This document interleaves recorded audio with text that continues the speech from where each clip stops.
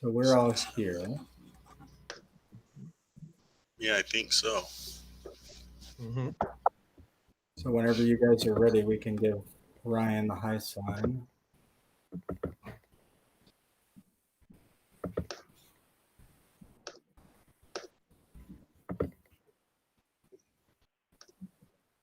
Good evening. Thank you and welcome to the regular meeting for the Akron Public Schools Board of Education for May 18th, 2020. Roll call, please. Mr. Bravo, Here. Mr. Alexander, Present. Mrs. Mansfield, Here. Ms. Autry, Present. Dr. Akbar, Here. Dr. Hall, Aye. Mrs. McKittrick,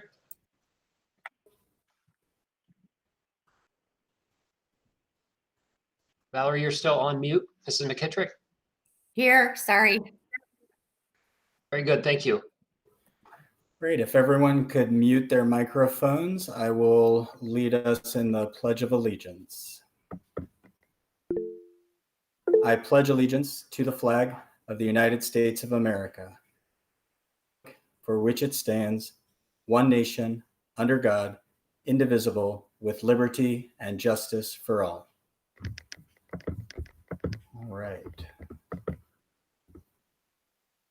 Thank you very much for that.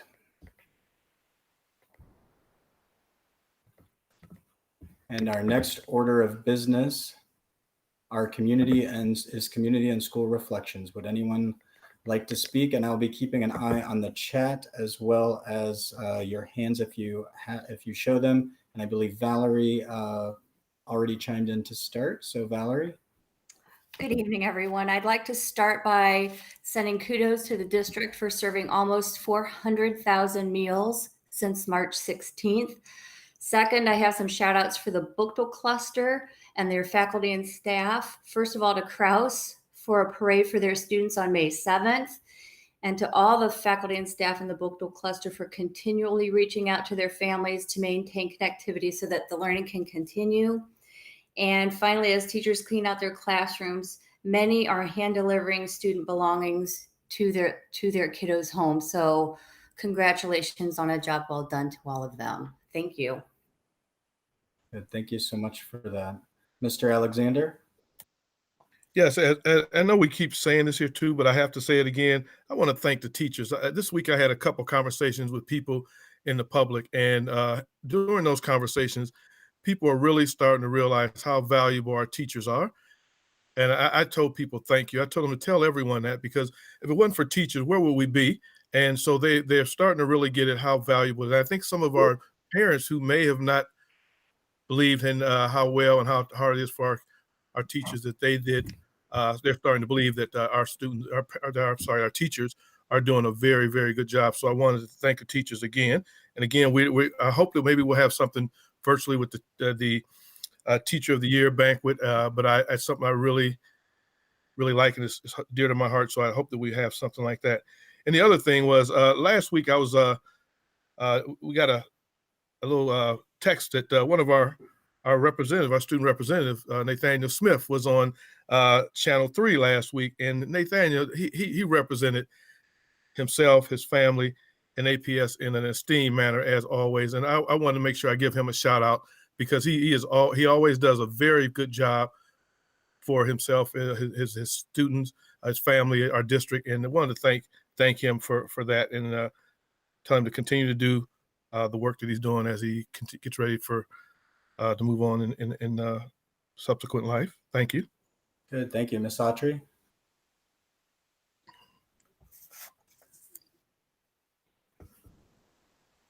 Ms. Autry? Oh, you're muted.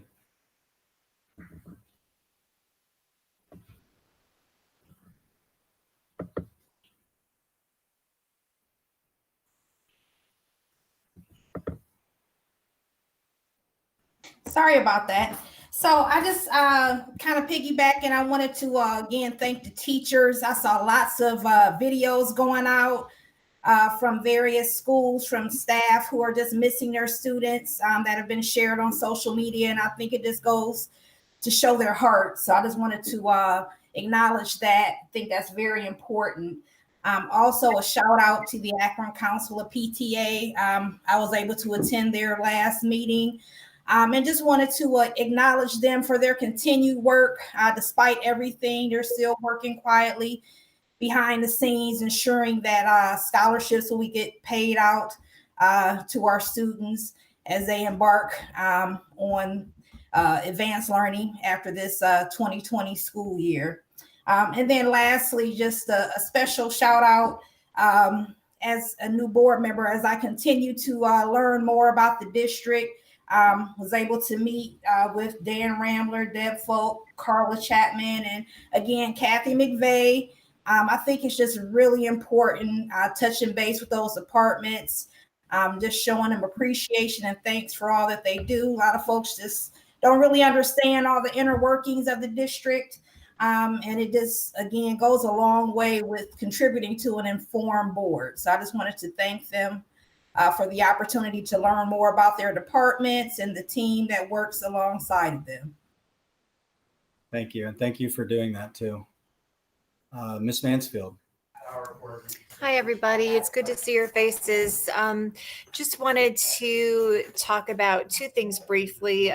Love everything everyone's talked about so far. Wanted to give a shout out to the Women's Endowment Fund. I believe Mrs. McKittrick and I and Patrick, I know you also got to have a virtual dinner. It was wonderful to see our friend Sylvia Trundle honored. She's a fantastic representative of what it means to give back to your community. And big thanks to all of the people who continue to contribute to women and successes in Summit County. We really are very blessed.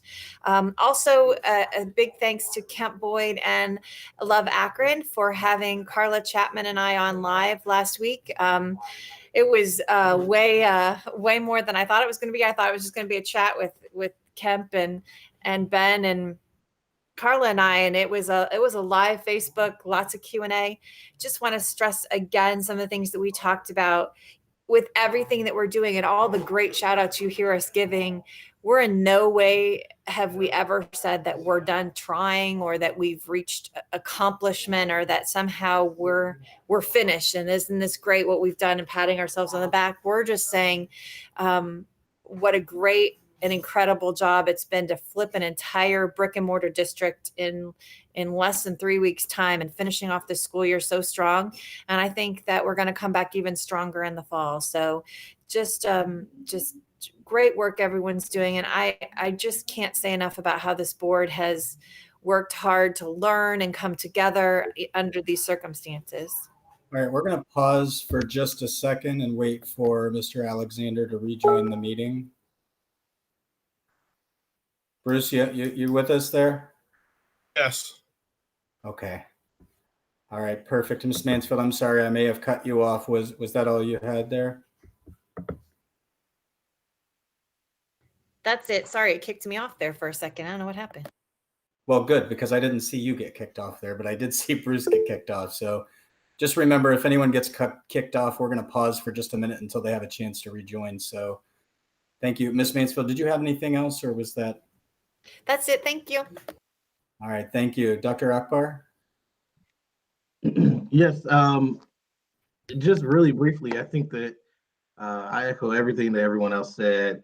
One of the things that also happened this weekend was LeBron James hosted the virtual graduation, which was amazing. He mentioned Akron Public Schools a few times, but specifically he talked about the importance of teachers and how our schools are the foundation of our community, and he called it essential service. So when you think about the hundreds of thousands of meals that we've provided to families and students across this district since we've been in this remote learning environment is really impressive.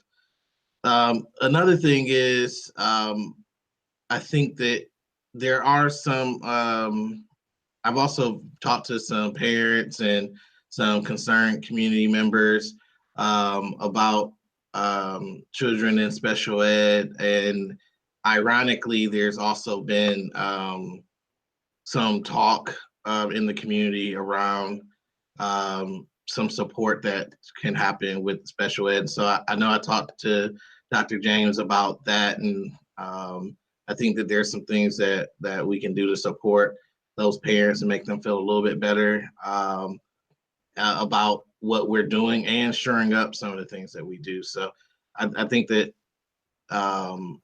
this week has been really good with some good news. And then we also want to let people know we do hear their concerns and we are listening. Good. Thank you, Dr. Akbar. Anyone else? Yeah, Mr. President, this is Dr. Hall. I'd like to weigh in if I may. Yes, go ahead. Sure. Did you hear me? Yes. I can't hear Yeah, you.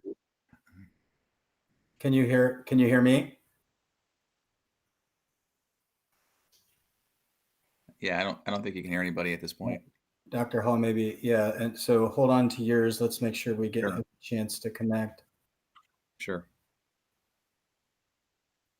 Dr. Akbar, can you hear me? Okay, he's left the meeting. We'll wait for him to come back.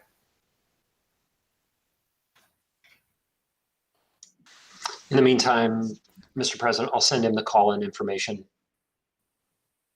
Okay, thank you. And thank you all for your patience.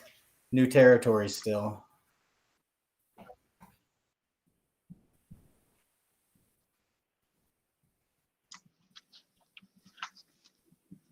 We should be thanking the public who may be watching the live feed, so thank you for your patience too.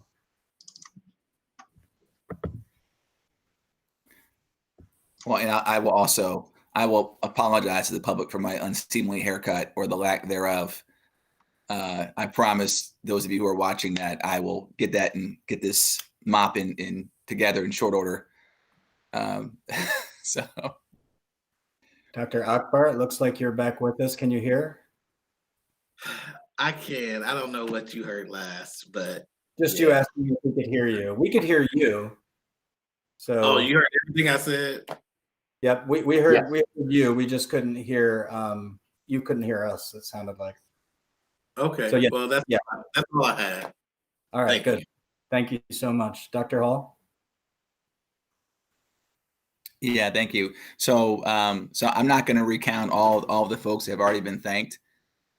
So, again, because I would take 10 more minutes, but instead, what I want to do is view as well, because these last several months have meant a lot of extra meetings and a lot of extra work. And though this is why we're elected, and while it's a pleasure to serve, it still doesn't mean that we haven't spent a lot of our time, extra time, if you will, like really trying to make sure that folks are taken care of appropriately, and that we're partnering with our senior leadership, Dr. James and Dr. McWilliams-Woods and Ryan Pendleton, and et cetera. Speaking of which, I want to thank Ryan, especially because he's going to walk through a fairly lengthy talk around finance today, which will also serve as our finance update. And let me just tell you that a lot of time and preparation has gone into this, and most of it being done by Mr. Pendleton. And so I want to thank him, especially for all the hard work that he's doing in helping to sort of help us understand, the financial implications of this COVID crisis. So Mr. Pendleton, thank you very much for your time, and I'm looking forward to your presentation later on in the meeting. Thank you. Thank you, Dr. Hall. Appreciate all the comments. We have no requests to address the board tonight, but for communications, as Dr. Hall just alluded to, we do have a presentation tonight on the 5-year forecast. So Mr. Pendleton, I'll turn that over to you. Thank you so much. Let me present my screen.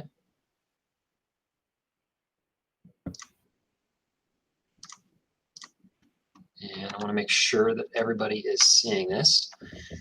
Is the PowerPoint up on the screen? Yes. Excellent. Very good. We did a dry run earlier today, so hopefully this goes smooth. Well, welcome to the May 5-year forecast. Welcome to the board, administration, and the community tuning in. This is one of the more important and challenging forecasts that I've ever put together in my career, both as a school and private industry professional. And it certainly could not be put together without the support of the staff internally, of which we'll talk about, the board, the finance committee, and discussions up to this point. But as you'll hear throughout tonight's theme in the presentation, I'm setting the stage for future 5-year forecast updates. I can almost certainly guarantee that we will be back in front of the board within a matter of weeks, if not months, updating based on COVID-19 crisis that's upon us in terms of revenue, state budget cuts, potential for levy. So throughout tonight's theme presentation, we're going to have a few themes. Before we get to those themes, obviously our strategic plan to be the #1 urban in the United States has a foundational component down at the bottom in red, where you see skilled employees, financial stability, and advanced technology. And that's brought to you from the operations team. We're here to support learning, to strengthen those resources that we're sending out to our teachers on the front line, our food service on the front line, our custodians, and making sure that each and every one of them have the resources they need in this time. And it is truly a challenge. In today's presentation, we're going to cover the purpose of the 5-year forecast. We have 4 new board members who are intensely taking a crash course on forecasting. And we'll talk a little bit about that. We're going to review expenditure and revenue as a response to COVID-19, the state budget reduction for the current school year, what to expect in future years, with a general theme both on the revenue, expenses, and how we're going to plan for the fall. What are the practical implications? We will finish the presentation talking about our deficit spending trends and future revenue needs. And I couldn't underscore enough how important it is to engage in the conversation and to begin that planning now. Really, this presentation is just a snapshot, but the conversations leading up to today and taking place for the 150 plus staff members that we convened last week and will meet every week, and the multiple community members and board members and committee meetings that will be on hand to support the fall. We're going to spend a little bit of time going over the importance of the forecast. This is, if everybody can see how to read a 5-year forecast, is that up on the screen? Yes. Yeah. Excellent. Okay.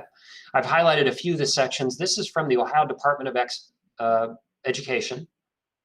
And you see there, I won't read the entire portion of it, but it outlines when you need to update a forecast.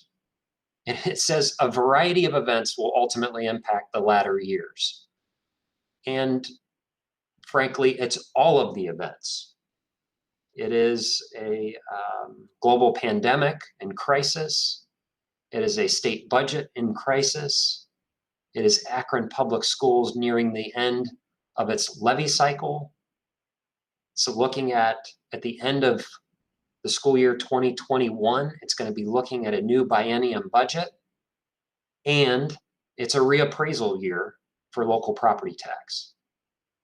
There's not, there really isn't anything you can do but say that everything in the kitchen sink is thrown at this forecast in terms of when and how you update it.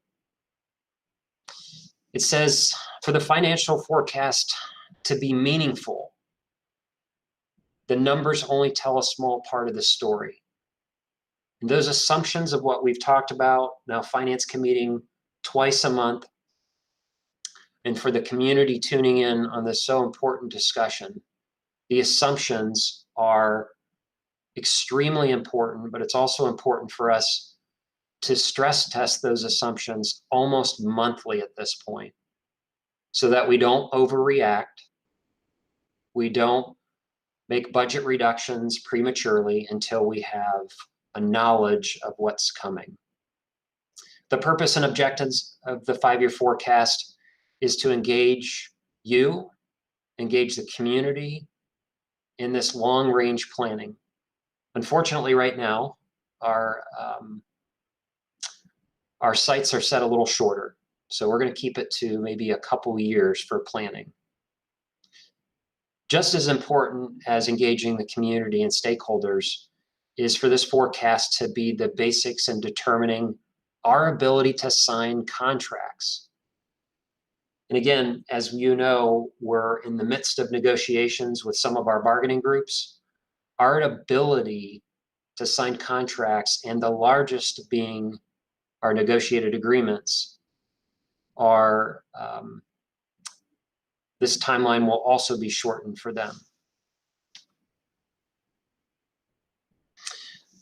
And then, as we've talked in Finance Committee, and I know for other board members, what funds? So general fund and emergency levy funds and any debt service. All other state and federal grants are not included in the forecast.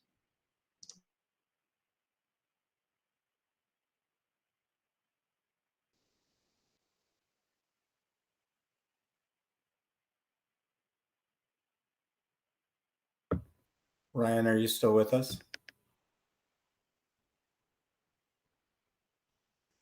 Can someone let me know if I'm still with you? No, I see you, Mr. President. I can Ryan hear is you, frozen. Ryan, Ryan I is. think Ryan's frozen. Yeah, Ryan is. It's hard to tell because he's so stoic, but we will give him a minute just to rejoin us here. I just told him. Thank you, Dr. Akbar. Yeah, I wonder how long he might talk, because you might go to the next slide. He doesn't realize that he's frozen. So that happened to me on a meeting this morning. Yeah, he knows. He's coming back in, he said. All right.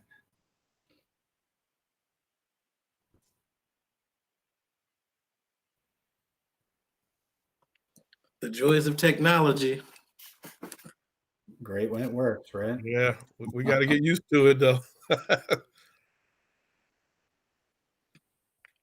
I need some of that Bruce Alexander Wi-Fi. He never gets kicked out. Hey, I don't think you want my Wi-Fi. I borrowed just for these meetings.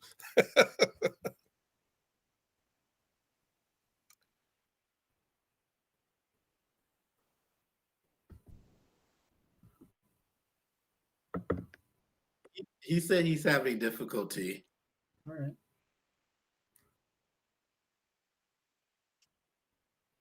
I'm assuming it's not letting him back in. Okay, we can be patient a moment. He's also got the call-in number, so he can call in via phone if he needs to. It'll be a little hard for the presentation, but if one of us needs to, I can probably show that too. All right, All right, give me one second.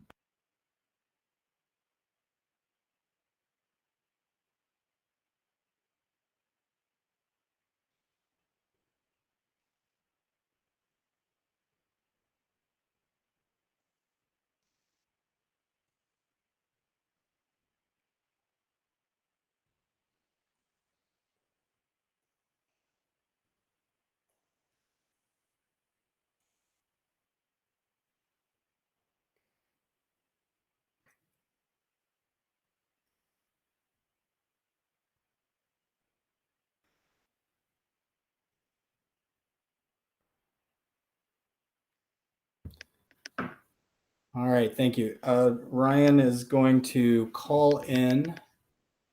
He's going to share his presentation, and I am going to share my screen and be his slide conductor. So if everyone could bear with us for 1 second.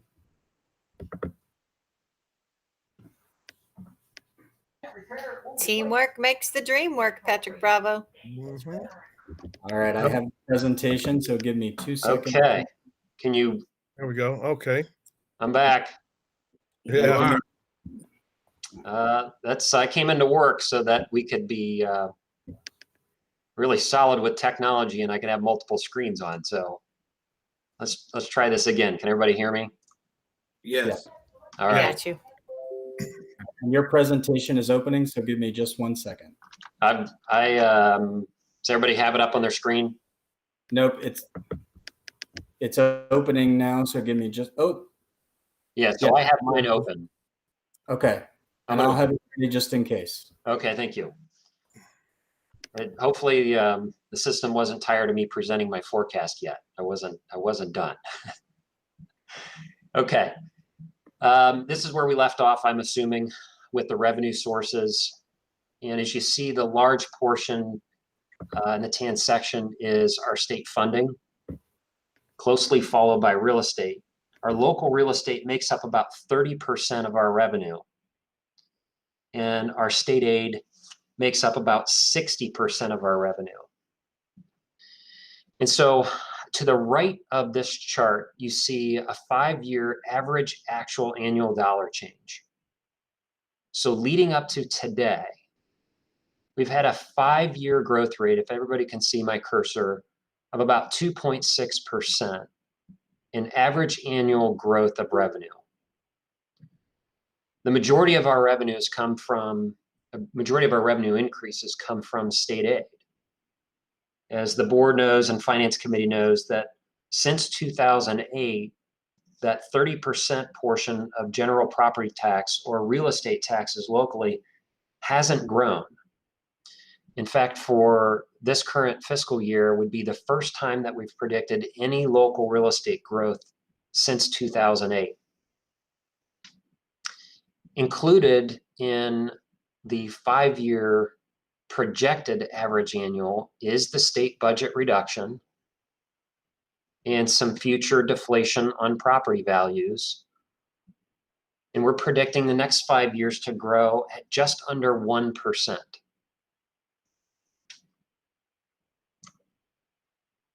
Just to check in back with the board, can everybody see the enrollment chart? Yes. Okay, wonderful. Yeah. Thank you.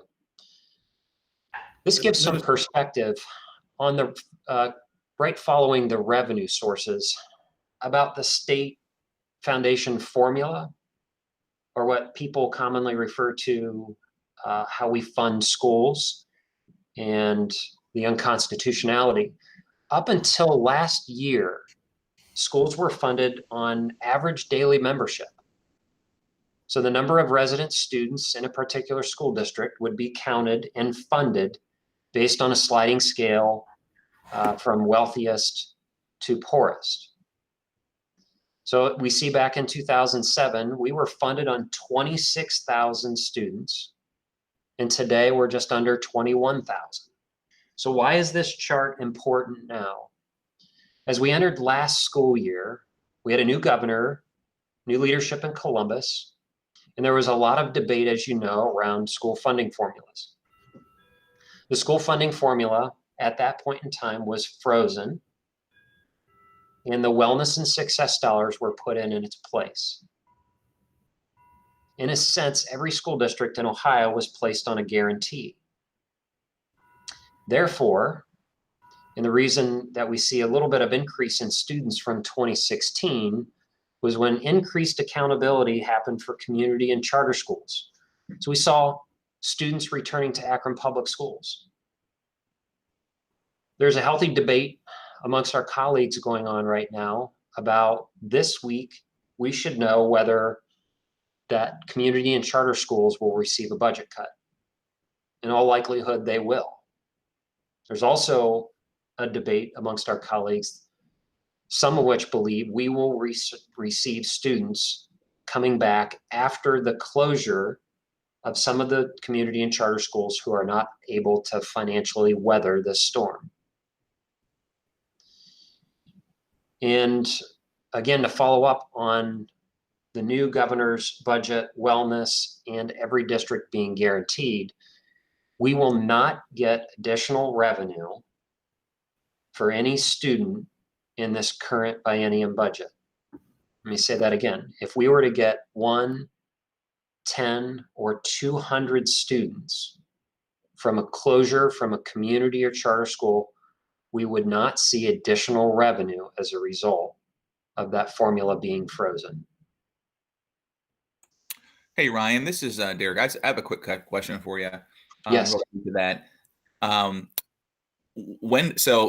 Pre-COVID, when would the state have revisited the number of students that were included in our guarantee? Was that something that happens on the biennium or every 4 years? And then kind of part two to that is, now that we're sort of engaged in COVID, has there been any more recent guidance about when they may revisit that again? Good question. So prior to this governor taking office and the new formula that we were in, we were counting students monthly. And maybe 5+ years ago, we were counting students every October and February. And that's how our funding would be adjusted. We were counting students, every district was counting students monthly, and your state foundation or your state payments would be adjusted and reconciled through June. And it was a bit of a shock to see that the formula would be frozen to start the 1920 school year. And so districts with increasing enrollment are at a disadvantage, whereas districts with decreasing enrollment were at advantage because they were held harmless at a higher rate. And speaking of that held harmless, our payments are based on last fiscal year. So no district will receive less than what it did last year. As far as the future conversations, I do know that there are legislators picking back up the conversation of House Bill 305. And even though there's not revenue available, there's some argument that now is the best time to be advocating for a new formula that makes sense. And I know that they have begun those discussions and asked for participation from our superintendent, myself, within the next few weeks. I anticipate those conversations starting up again. Well, and Ryan, to your point, the fact that essentially nobody's on that formula, doesn't that sort of argue for, make the case for developing a new formula now, since nobody's really on the other one anyway? It does. Ironically, all of the headwinds that we saw in House Bill 305 were as a result of future recession. And future recession in 2008 took our previous funding, and they're saying, well, there's no revenue to support anything in the immediate future.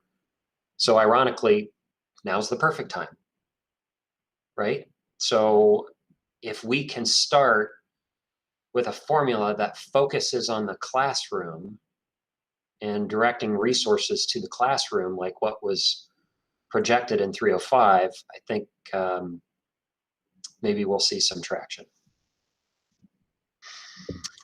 Let's shift to expenditures before we talk through the response of COVID-19. Much like we see on the left side of this is chart, we see salaries, benefits, and purchase services are the majority of our expenses. Just to put into perspective, salaries represent about 50% of our expenditures, benefits are about 20%, and purchase services are 22%.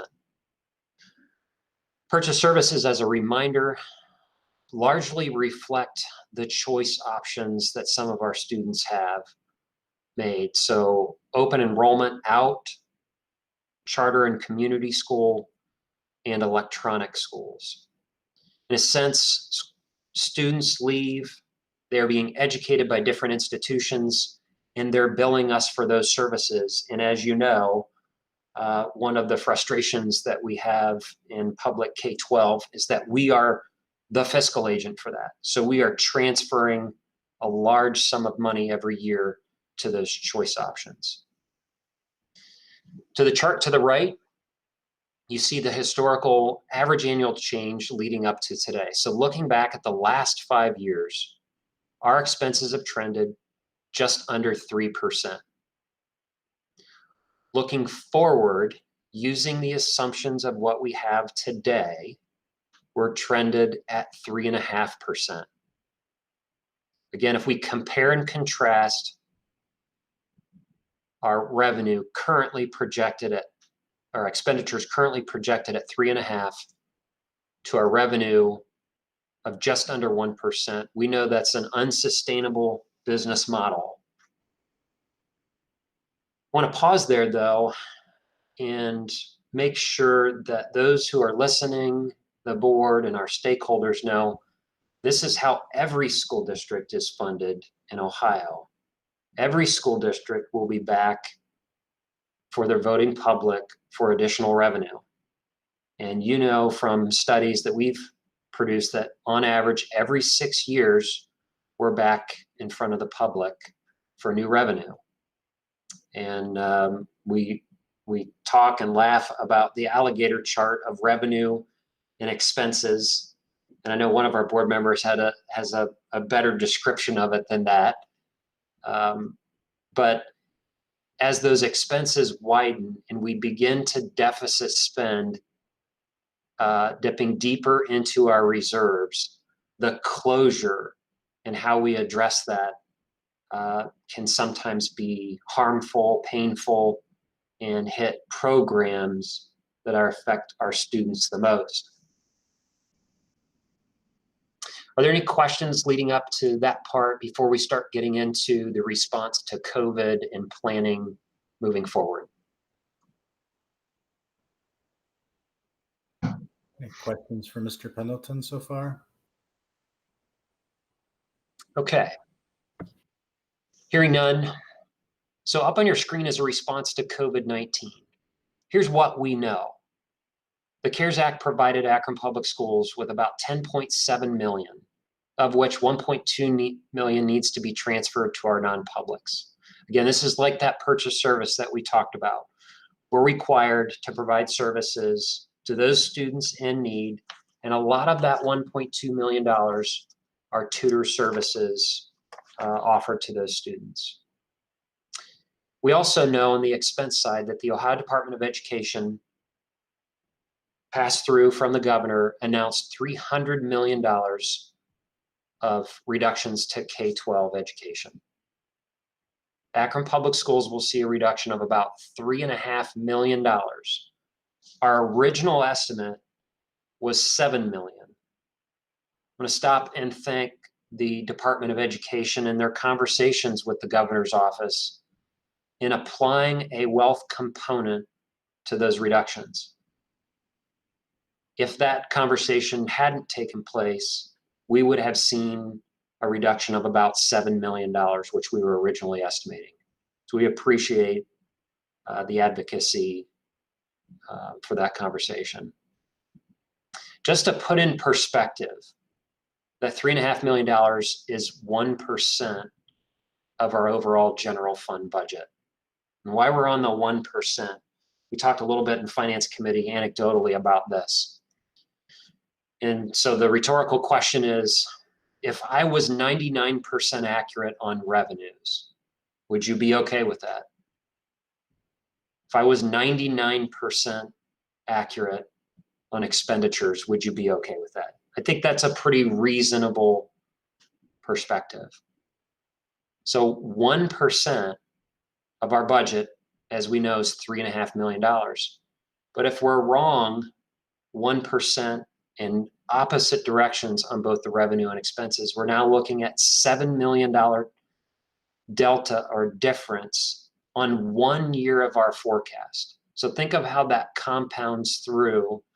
And the reason I bring that up is because we're going to be talking about the second part here. The final part of the presentation is talking about the uncertainty of the forecast, the uncertainty of future budget reductions, and the uncertainty of how we respond to almost the daily barrage of information of planning and masks and return to school and transportation, the barrage of uncertainty around our budget. This is taken directly from your detailed finance report. And it puts into perspective down at the bottom that 1 month's payroll and how important our cash flow management is about $15 million. And the Government Finance Officers Association recommends a minimum cash balance of no less than 2 months or 60 days operating expenses. And so to carry that forward to a cash balance and benchmark comparison, just so you get a really deep understanding of how important our cash flow management is going to be. So you see our annual budget on the left. You see days cash on hand. You see some metrics of comparison throughout. And so as we look to the next few slides and how we're going to respond to this, I want to stop and bring up another couple of slides from Forecast 5 and some of the presentations that they've done. This should set our priority on the years of the forecast, keeping it tight, keeping it to 1 and 2 years, and not getting buried in those details out 3, 4, and 5. Looking and responding to data, but not being speculative about long-term implications until we know. Cash position, as you know, we approve a 5-year forecast twice a year. Again, as I talked to you in the beginning of the presentation, I can guarantee that we're going to do this more than twice a year and maybe monthly. We are going to be stress testing cash reserves monthly with the Finance Committee. As we enter into next year, next school year, budget year, starting July 1st, what is that sense of urgency? How will we respond to the likely budget reduction from the state? Is it going to be 5%, 10? Could it be 20? So that we don't overreact to that, the bottom bullets really put into perspective how we should respond. Right size, downsize. And on the next slide, I want to highlight the actual budget response to this so that the public and the board know how to operate in this time of urgency. Right sizing meaning we will do whatever we can possibly do through attrition to address the budget. A good example of this is how the board has reacted to right sizing their footprint over the past 10 to 15 years and slowly reducing the footprint, not overreacting, but that lessened the budget and operational expense into a capacity utilization for the district that's very reasonable. Right sizing B, repurposing our budgets, redirecting funds to the classroom, being responsive, and we've been monitoring week to week now with Finance Committee, and we just ran some numbers today about how we are running slightly under budget from previous years and previous months and to budget versus actual this year. And then finally is downsizing, cuts to survive. And you're going to see one of the last charts that we have is modeling a 10% budget reduction. And we'll talk through that a little bit. Hey, Ryan. Yes. This is Derek. So if folks in the public are following along, I know one of the questions, that I asked earlier on was around, okay, so I see that, the state reduced our allocation by what amounts to being, 1%, $3.5 million. However, in the CARES Act, we got $10 million. And even though, 1.2 million goes to, is really a pass through, we're still to the good $5-6 million, right? So if someone's following along, they may have that question. And I just want to ask you to really opine on that, as you did for me, sort of offline. Great, thanks for that question. So you're right, we did receive just under $10 million in CARES Act money.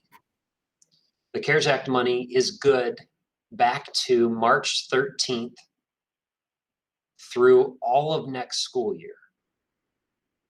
As we begin to talk about future budget reductions in the multiples of 5 or 10%, that just under $10 million could evaporate very, very quickly.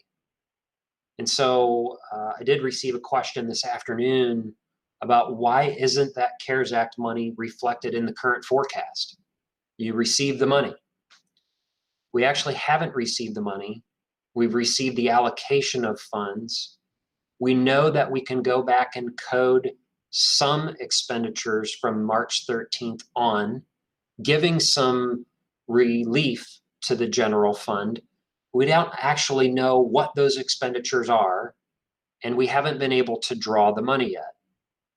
So I think those are important notes. Thank you, Dr. Hall, for the public to know that while it could erase our deficit for this fiscal year, it's not likely, but it could. It is certainly not going to address the deficits that we receive following any additional budget reductions. And Ryan, if I could add to that, so I know that we've talked offline about sort of a back of the envelope sort of calculation around something as simplistic as mask, for the next school year, right? And I think we had talked about, you looked at some of the bulk buying that was available. We still were looking at, up to, it could be as much as $200,000 a week, $200,000 a week to provide masks for our students. And so to your point, that whatever surplus there is from that CARES Act, it will be gone very, very, very, very quickly. Yeah, thanks for those added comments, for sure. Just to verify, everybody's looking at forecast summary, correct? Correct. Yes. Okay, thank you. And so I just want to leave that up. This is the forecast that we will be submitting to the Department of Education following tonight's adoption.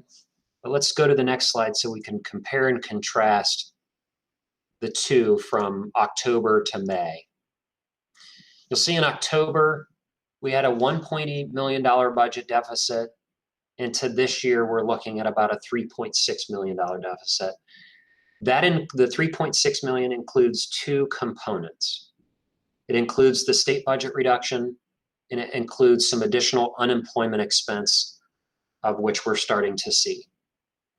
And I wanted you to see the compounded process, just looking and keeping it a little tighter. The 3 years from 2020 to 2022, we have, from the October forecast, $22 million in the books in cash to fiscal 22 at $17 million. Just a reminder that our cash reserve policy says that we should have about $38 million in the bank at a minimum. I did want to model, and again, I don't want this model to be what the board and or public views as what we are submitting or assuming will happen. We believe we will get somewhere in the neighborhoods of a 5 to 10, it could be as high as 20% reduction. I wanted to model what a one-time 10% reduction in state aid looks like. Again, this is not being submitted to the Department of Ed. In a sense, we receive about $200 million in restricted and unrestricted state aid. So that's our state, back to those original charts, that's our state formula. That's about $20 million in one-time monies. And you can see what a catastrophic impact that has on our budget. So how do we respond? How do we plan? What does that look like? Here's what one of the board members asked in Finance Committee of what I believe may happen and should happen as it relates to future budget reductions. By July 1st, we will know that there will be 3 to 4 months of sales, income, and auto revenue data to the state of Ohio.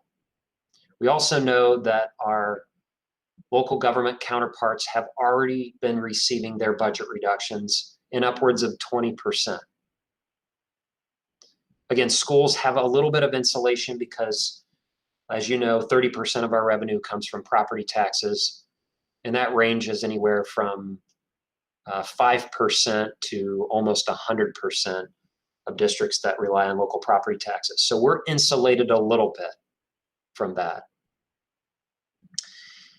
So what I think will happen is that the state, over the next few weeks and leading up to the next school year, will announce a budget reduction so that school districts can plan. That budget reduction will be applied to the entire fiscal year, and then sometime in the mid part of the year, when they've got 7, 8, 9 months worth of data, they can make mid-year course corrections. I think if the state of Ohio waited to give those budget reductions until October or January, that would eliminate a district's ability to plan. That could cause mid-year programmatic cuts, which are the worst that you could imagine because those almost definitely impact the classroom. But again, I just want to underscore that this one-time 10% reduction is a model. It is not what we are submitting to Ohio. The forecast now on your screen is what will be officially submitted with our current cuts of $3.5 million. How do we go forward from here? How do we engage each other, the community, in this planning? And what other scenarios do we need to consider?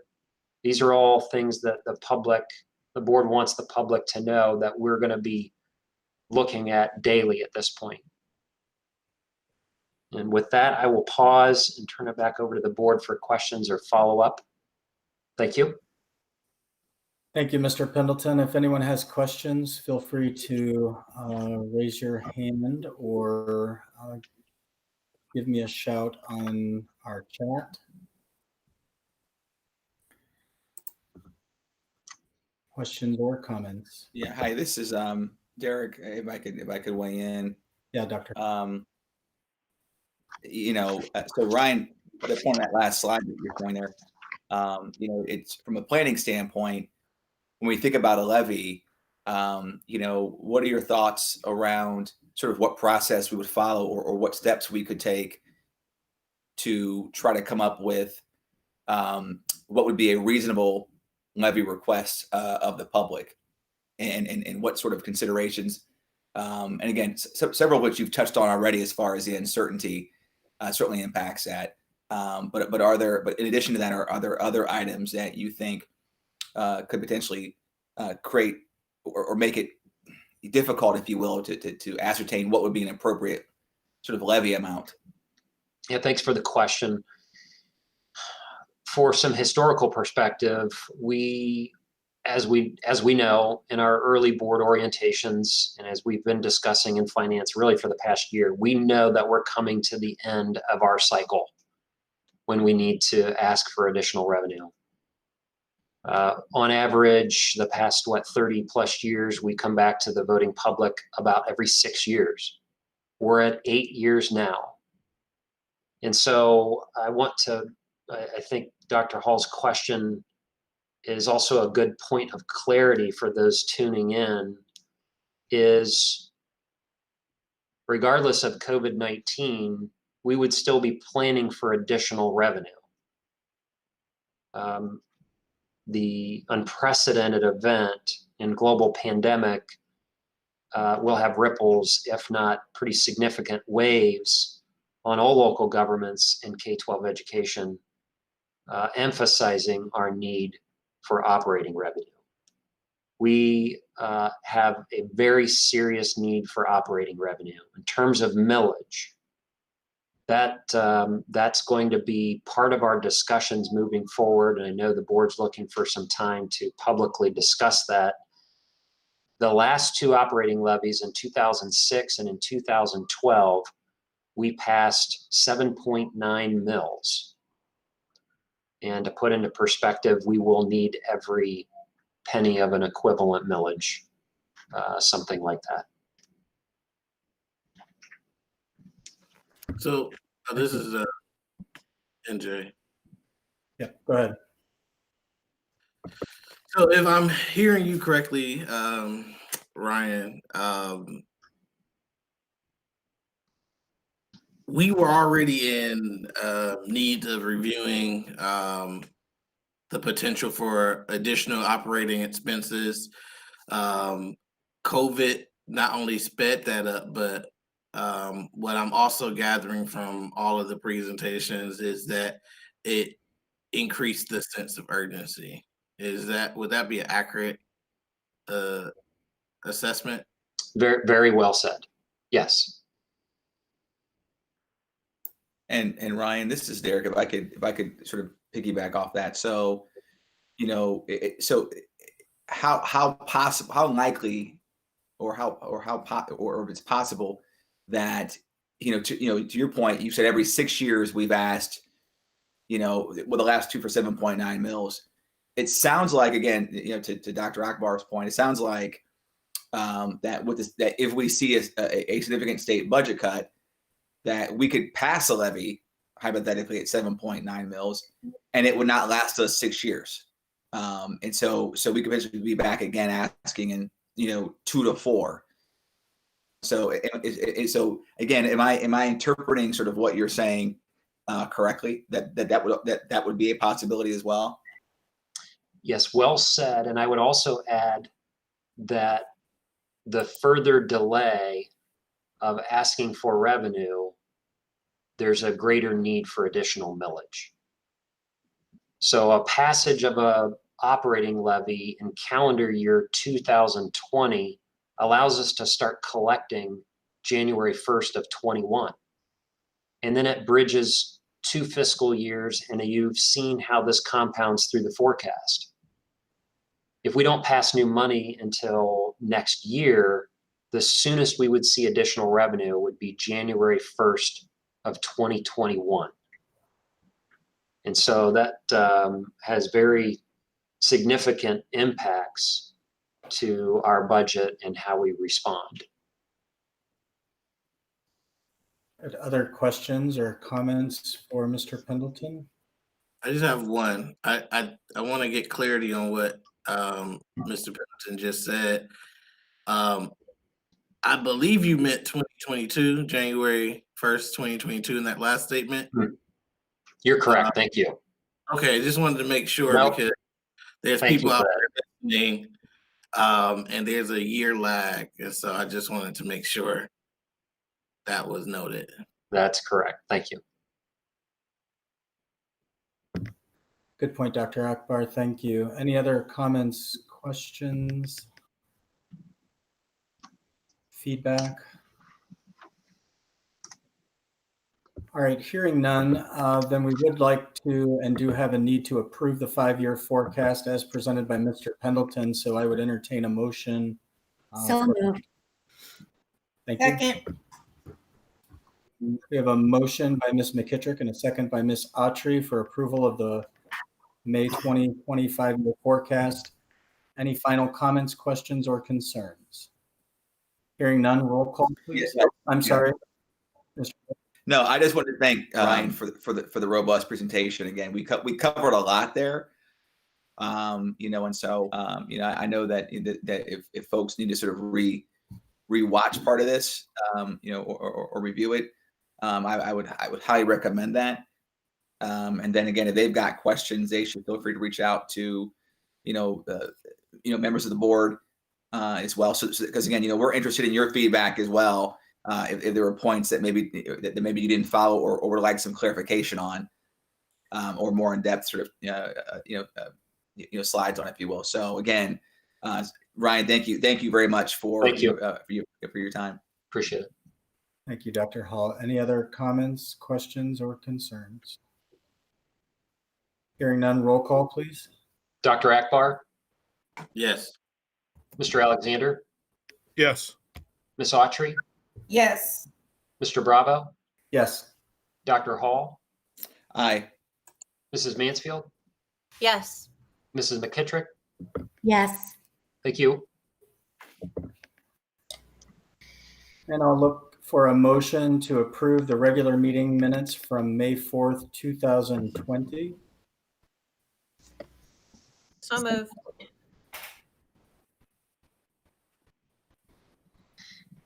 Second. Thank you. We have a motion by Ms. Mansfield and a second by Mr. Alexander. Any comments, questions, or concerns on the minutes? Hearing none, roll call, please. Mr. Alexander, Yes. Ms. Autry, Yes. Mr. Bravo, Yes. Dr. Hall, Aye. Mrs. Mansfield, Yes. Mrs. McKittrick, Yes. Dr. Akbar. Yes. Thank you. Thank you. Superintendent's recommendations, personnel. Yes, Mr. President. I wish to recommend approval of personnel recommendations presented in categories 5 through 16. And at this time, I'd like Kathy McVeigh to read some bios on individuals who are covered under my recommendation 5.11, 5.12, and 5.13. Thank you. And I believe these are also, you have these board members if you want to read along. Yes. Yes, thank you. Tonight I have 10 different bios to go through for you this evening. I do want to point out though, of these 10, 4 are Akron Public School graduates, 2 from Bookdale, 1 from Ellett, and 1 from North. I will start with 5.11, which is the recommendation for Dawn Harper. Ms. Harper is a graduate of Bookdale High School.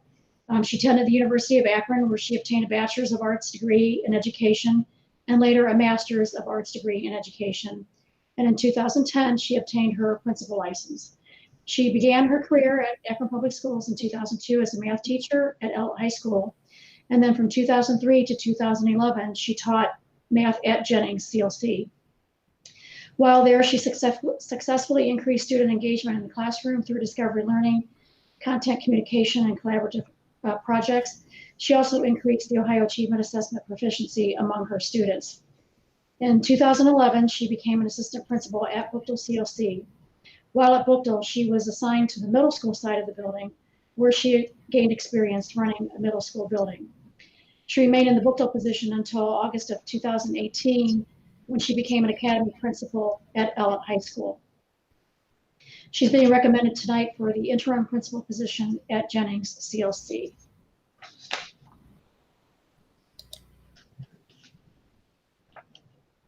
Is everyone able to hear? I think Dr. Akbar. I can. Yes. I Yes. can hear. Yeah. Okay. Thank you, Yes, I Kathy. can. Dr. Akbar cannot.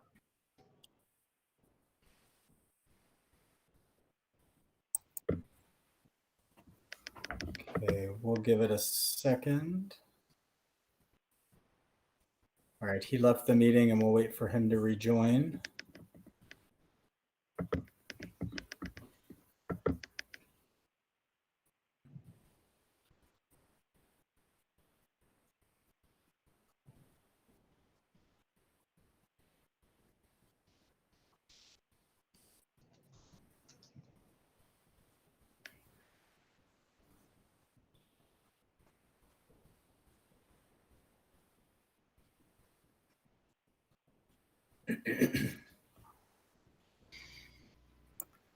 Kathy, how's your hand while we're waiting? I'm just curious. How's that hand? It's good. I've downsized my, Oh, wow. yeah, much better, thank you. Okay. Okay. So it looks like It's good. it looks like now you're down to blue duct tape, and that's about it. You know. It's much better than it was. Still not 100%, but it's getting there. All right, I'm back. All right. All right, good. All right. Okay, our next candidate is Mackenzie Eichenberry. She's new to Akron Public Schools. She graduated from Worthington Kilbourne High School and afterwards attended the Ohio State University, where she received a bachelor's degree in human development and family science. And she continued on with her education at OSU, earning her master's of education in early childhood education. She strived for more learning and received her master's in educational leadership, K-12, from the State University in Florida. She began her teaching career at Broward County Schools in Pompano Beach, Florida in 2013, where she was voted Teacher of the Year in 2016. From 2016 to 2019, she was a team leader. She worked with the Implemented Action Research Program to increase vocabulary retention and improve reading comprehension among 3rd and 4th grade students. She also served as a dual language teacher for 3rd through 5th grade students, working to develop students into bilingual learners and community members. Tonight, we are recommending her for a Dean of Students position at the elementary level, and she will be assigned to Richmond CLC. Then if we move into the next section, 513. So everyone on this list is a current employee of the district who is being promoted or reappointed. First one is Miss Lucretia Beecher, who is a graduate of Brookville High School. She then attended the University of Akron, where she earned her bachelor's degree in integrated social studies. She furthered her education at the University of Akron, obtaining her master's degree in educational administration principalship and principal licensure grades 4 through 12. She took an additional 18 credits of master's coursework in the area of instructional technology. Lucretia has taught social studies, government, as well as coached 3 varsity sports at Brookville CLC and has coached varsity volleyball at East. She's also a member of the data team, the National Honor Society Selection Committee, and co-senior class advisor with the school. She has received numerous awards, including 2014 Teacher of the Year nominee for Brookville, 2014 Co-Coach of the Year for volleyball at East, a 2015 accreditation from Amelia Sykes for the Flint, Michigan Water Project, a 2016 Co-Coach of the Year for volleyball, and 2018 Coach of the Year for volleyball. This year, she has been an interim academy principal at Brookville, and tonight we are recommending her for the academy principal position at Brookville. Next one up is Carolyn Hurstich. Carolyn is a graduate of Riverside High School in Painesville, Ohio. She attended the University of Akron and received her Bachelor of Science degree in Special Education in 2008. She returned to the University of Akron and completed her Master of Science degree in Administration in 2011. And she also completed the district's Aspiring Leaders program, and in 2017 obtained her principal's license. After she completed her student teaching assignments at Leggett and Higher, she was hired as a teacher with Akron Public Schools. Her initial assignment was at East High School as a special education teacher. In 2014, she accepted the position of administrative intern at East High School, and in 2016, she became a Dean of Students for Higher CLC. Over the years, her skills as a teacher were recognized by her administrators. She's been described as an excellent teacher who worked hard to provide a positive learning environment for her students. Her leadership skills were also noted. She was identified as a person who had a positive attitude and was enthusiastic, and who has a good working relationship with her peers. She was promoted to an assistant principal at Miller South for the Performing Arts for the 2019-20 school year, and tonight we are recommending her for the principal position at Miller South.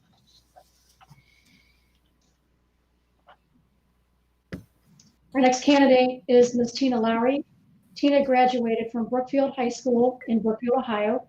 She attended Ohio Northern University, where she earned her Bachelor of Arts degree, majoring in political science and minoring in Spanish. She attended Kent State University, where she earned her master's in educational leadership. Tina's honors and awards distinctions include graduating with high distinction, 3 years of the highest GPA for international studies majors. Her professional memberships include the Ohio Council of Social Studies, board member, Northeast Ohio representative, and Teach for America alumni member. Her leadership roles include building SIP from 2015 to 2019, district instructional delivery subcommittee 2018 and 19, building team leader, and district social studies curriculum writer. Prior to coming to Akron Public Schools, Tina advised first-year teachers and wrote summer school curriculum during summer training for the Teach for America Houston Institute. She was also a social studies curriculum specialist for Teach for America Rio Grande Valley for 3 years. Then she relocated back to Ohio to be closer to her family. She was hired by Akron Public Schools in 2014 as a social studies teacher for Kenmore Garfield. She remained in this position until this current school year, when she became an interim academy principal at Firestone CLC. And tonight we are recommending her for the academy principal position at Firestone CLC. Great, thank you. And with that, I'm going to ask if the board has no objection that the superintendent revise his recommendations to include all of the personnel recommendations except for item 5.2.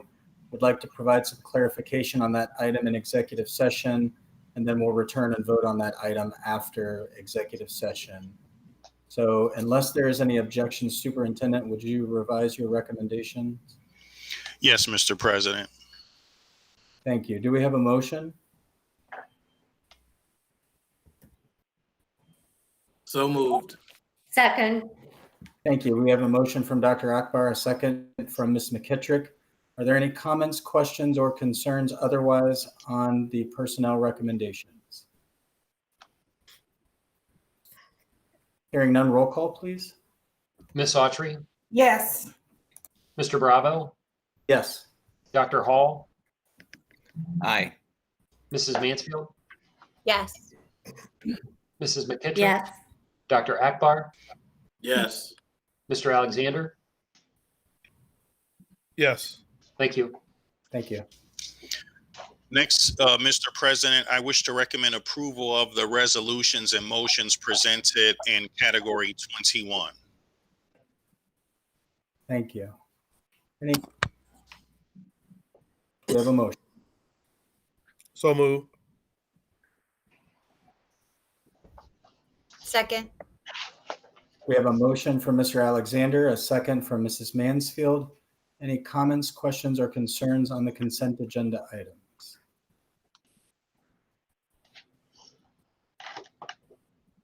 Hearing none, roll call, please. Mr. Bravo, Yes. Dr. Hall,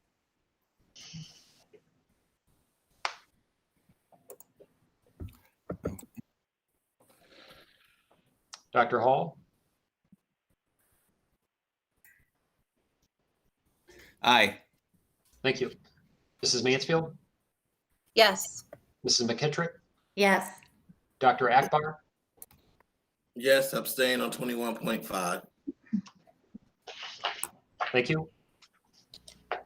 Mr. Alexander, Yes. Ms. Autry, Yes. thank you. And finally, Mr. President, I wish to recommend approval of the business affairs recommendations presented in category 23.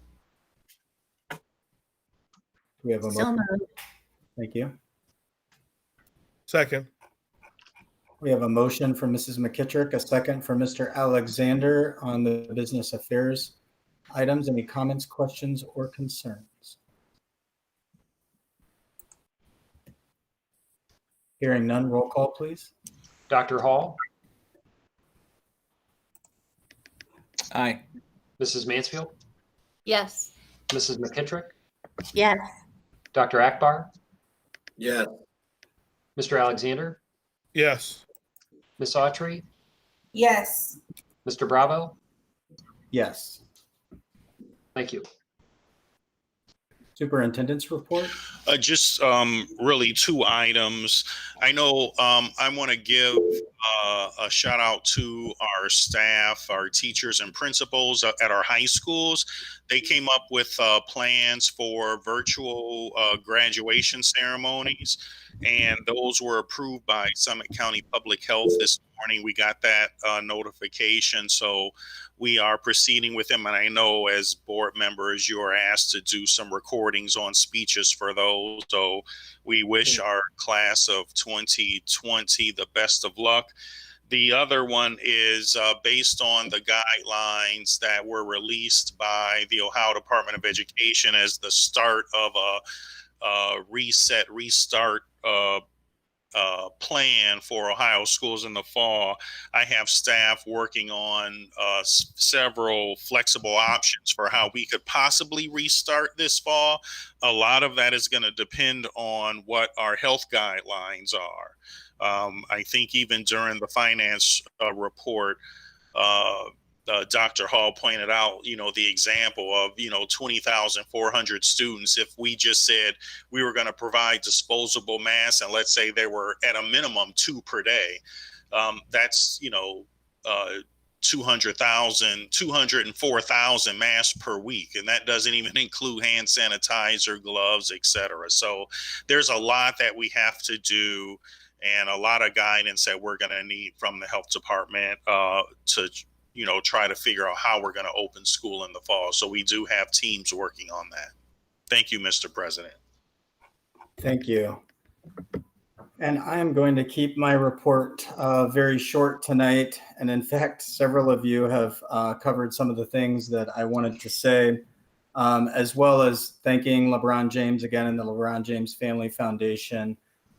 Received a lot of positive feedback from the video, his message, and the star-studded events, celebrities to our class of 2020. And as Dr. Akbar, I believe, pointed out, lots of great shout outs for Akron and one of our own students included in the video. So, and really did call public education something that's essential in communities like Akron, where he comes from. So just wanted to say thank you. And as the superintendent just alluded to, graduations are coming up, and we're so grateful to the district and to the superintendent, the assistant superintendent, and their staff listening and including students and parents on how we're going to address graduations, and for including us as well as always, and giving us an opportunity to hopefully provide some inspirational words of encouragement or charges to the students that are graduating.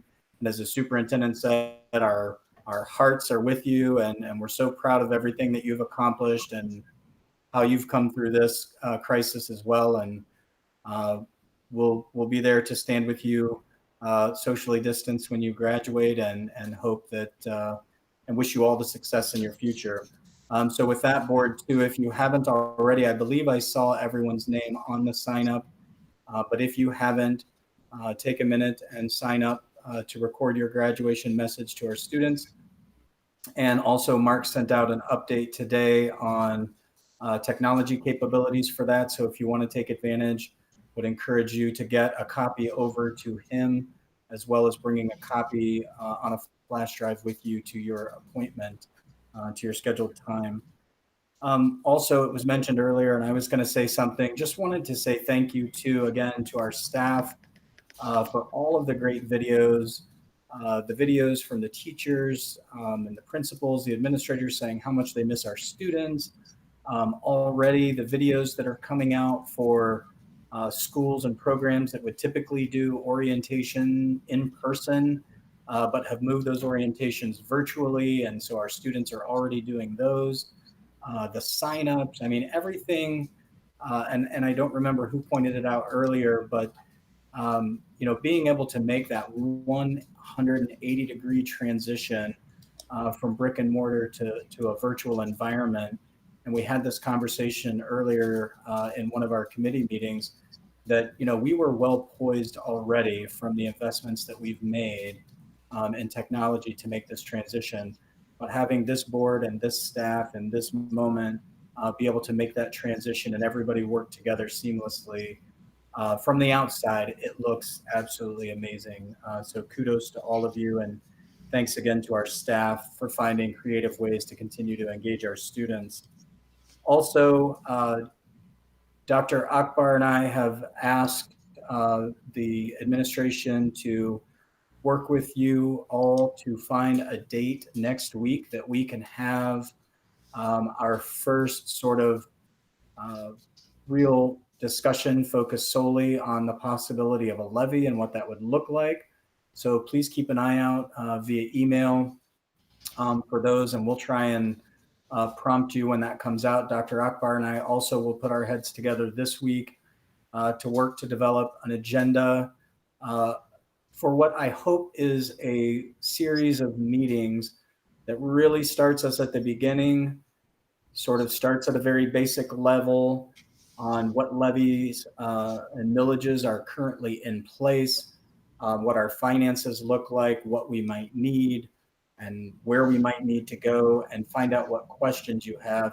And hopefully that culminates in what will be our final decision on what whether or not we'll do a levy and when, and what that would look like and what the millage looks like. And to the people that were giving thanks to Ryan and the superintendent earlier for all of the work that the district's been doing and all the work Ryan and his staff have been putting into the 5-year forecast and our financials.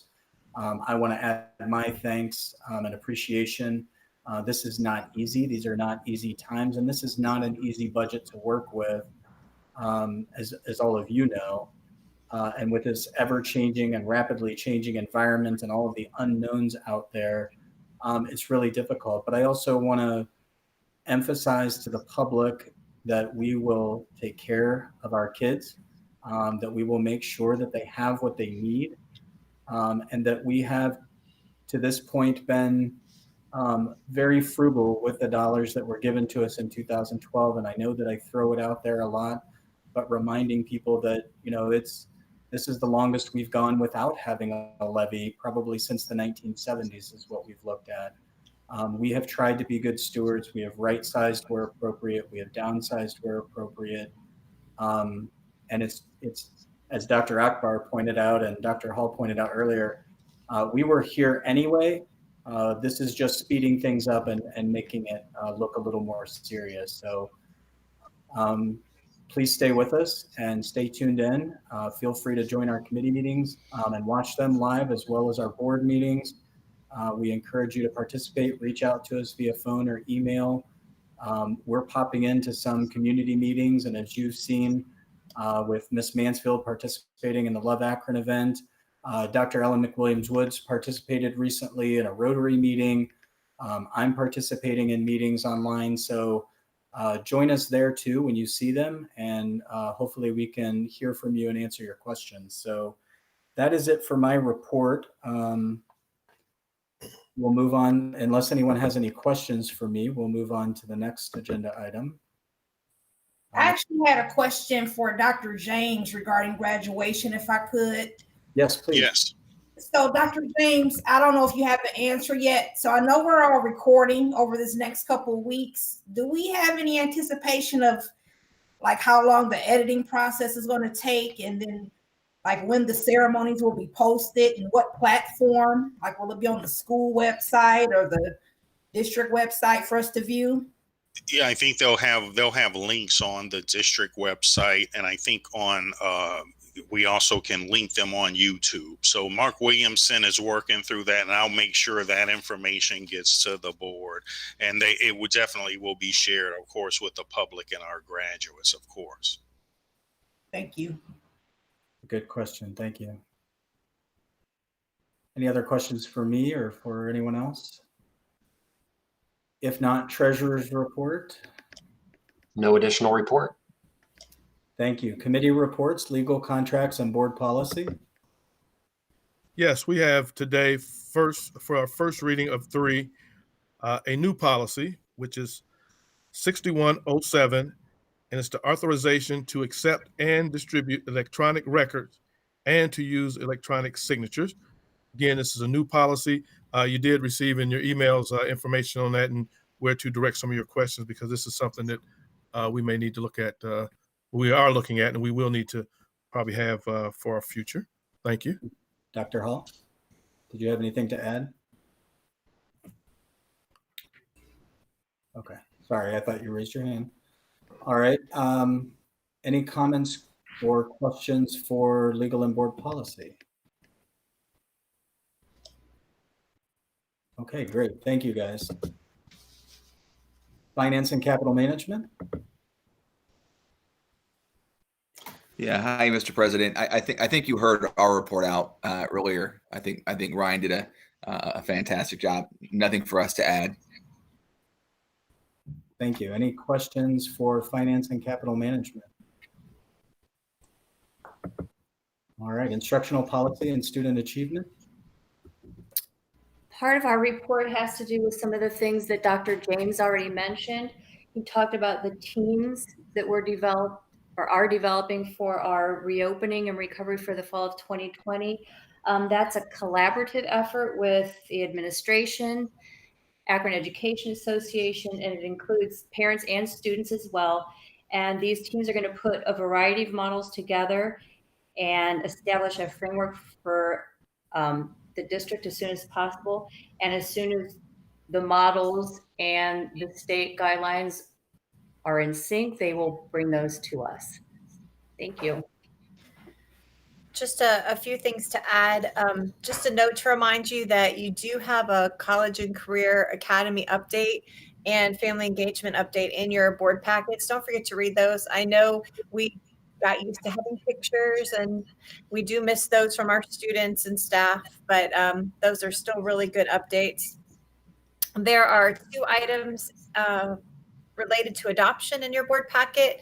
One is for College and Career Academies, the fire safety program, and the other is for the NIFSTEM mathematics materials. Those will be adopted on the June 8th meeting, but you have 2 weeks to review them. And there's a video explaining the NIFSTEM materials and fire safety program materials in your board letter. So check that out. Just also want to give a shout out to, I was looking at my calendar. I believe this week would have been our Teacher of the Year banquet. I know last week was National Teachers Week, but I believe it would have been this week. Had to take that sadly off my calendar, but doesn't mean that we're not thinking about our teachers every day, and especially at this special time of year. We miss them. We miss that event. And just another quick shout out, I believe Dr. Akbar is going to be part of the Ward 8. I was reading part of the Ward 8 virtual meeting. So again, just showing that we're trying to be out in the community, and kudos to him for doing that. Good. Thank you. Any comments or questions for the Instructional Policy and Student Achievement Committee? Is there any unfinished business or any new business? All right. I do believe then that our need for executive session per Ohio Revised Code Section 122.22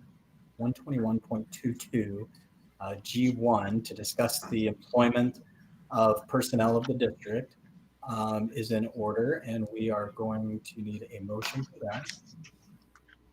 And So moved. President, and 121.22 G3 as well. I'm sorry I missed that. To consult with legal counsel. Yes, sir.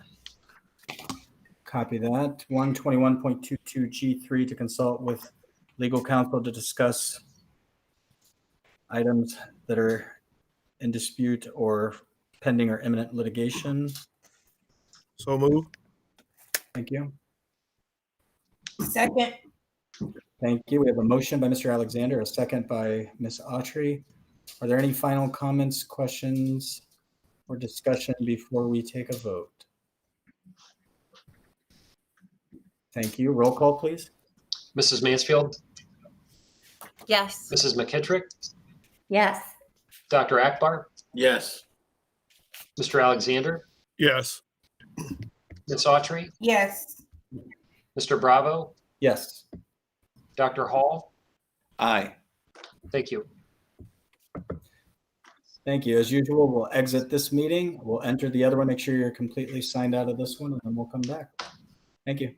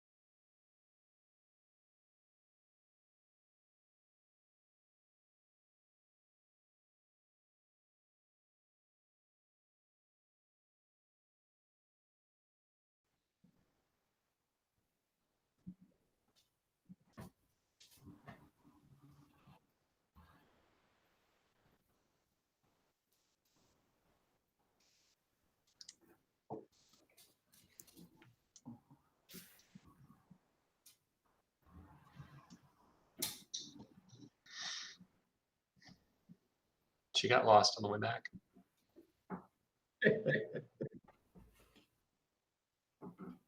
That's very easy to do, by the way.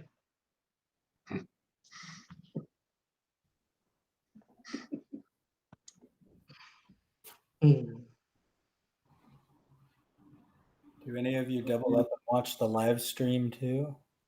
Oh boy. Kind of interesting. I mean, it's delayed, but it's interesting to see it play back.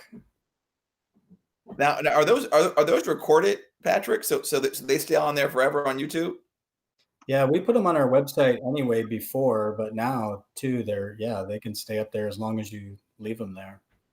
Okay. I'm assuming we also archive them for retention purposes, but Yeah, every meeting this year is on the website.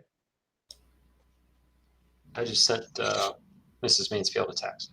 yeah, I was keeping an eye on my phone. She hasn't sent me anything yet. But she took a second on the other one. Oh, there she is. Cheers. Okay. All right, Mr. Rittenhouse, we're ready when you are. Sorry, the calendar gave me grief. It wouldn't click through.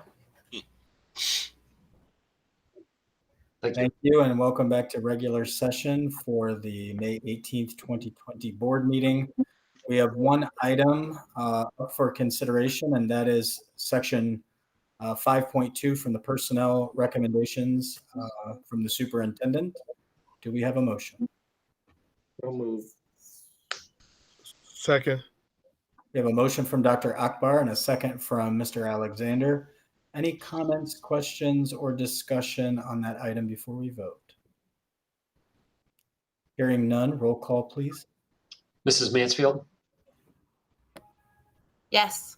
Mrs. McKittrick, Yes. Dr. Akbar, Yes. Mr. Alexander, Yes. Miss Autry, Yes. Mr. Bravo, Yes. Dr. Hall. Aye. Thank you. Any other items to come before the board? All right, hearing none, as always, thank you all for your help and your discussion and the great questions. We'll take a motion to adjourn. So move. Second. We have a motion and a second. All in favor signify by saying aye. Aye. Aye. Any opposed, same sign. Ayes have it. Have a good evening. Everybody stay safe and healthy. Aye. Aye. All right. Yes, yes.